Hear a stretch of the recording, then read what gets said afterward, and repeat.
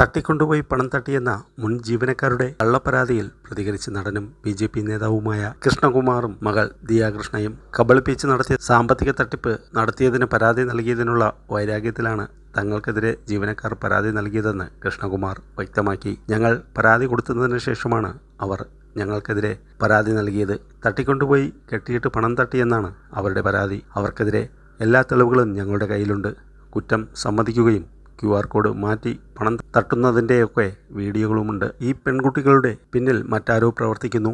എനിക്കെതിരെ കേസെടുത്തുവെന്ന് എന്നെ ആരും ഔദ്യോഗികമായി അറിയിച്ചിട്ടില്ല. പോലീസ് സ്റ്റേഷനിൽ പോയപ്പോൾ വളരെ മോശമായാണ് CA പെരുമാറിയത്. 2 മണിക്കൂറോളം സ്റ്റേഷനിലിരുത്തി മൊഴിയെടുത്തു. ജീവിതത്തിൽ ആദ്യമായാണ് ഒരു പോലീസുകാരൻ ഇങ്ങനെ പെരുമാറുന്നത്. അയാൾ മറ്റൊരു പാർട്ടിയിലുള്ള ആളാകാം.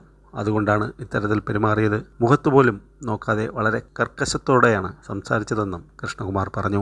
പണം പോയതിലല്ല, വിശ്വാസവഞ്ചന കാണിച്ചതാണ് ക്ഷമിക്കാൻ കഴിയാത്തതെന്ന് ദിയാകൃഷ്ണ പറഞ്ഞു. ആശുപത്രിയിൽ പോകുമ്പോഴെല്ലാം ഇവരാണ് ബിസിനസ് നോക്കിയിരുന്നത്. എത്ര രൂപയാണെങ്കിലും വൈകുന്നേരം എന്നെ അറിയിക്കണം എന്ന് മാത്രമാണ് അവരോട് ഞാൻ പറഞ്ഞിരുന്നത്. പണം കുറഞ്ഞപ്പോഴും ഇവരെ സംശയിച്ചിരുന്നില്ല. പ്രതികളിൽ ഒരാളുടെ ഭർത്താവ് വിളിച്ച് താനുമായി സംസാരിച്ചെന്നും പരാതി പിൻവലിക്കണമെന്ന് ഭീഷണിപ്പെടുത്തിയെന്നും ദിയ പറഞ്ഞു.